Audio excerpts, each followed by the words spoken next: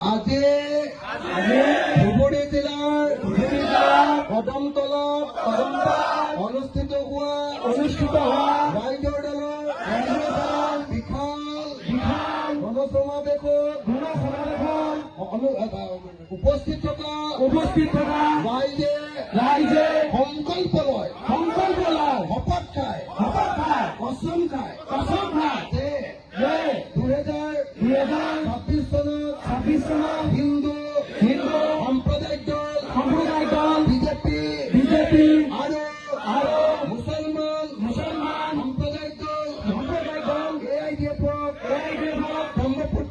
ব্ৰহ্মপুত্ৰত দলিয়াই পেলাব।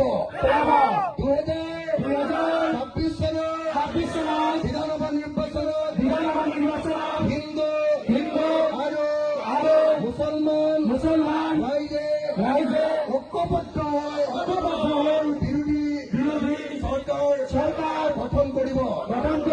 ধৰ্মনিৰপেক্ষ মানৱীয় চৰকাৰ গঠন কৰিব। আগন্তুক পঞ্চায়ত নিৰ্বাচনত ৰাইজৰ দলৰ প্ৰাৰ্থী আমি গেছ চিলিণ্ডাৰ চিনত ভোট দিম।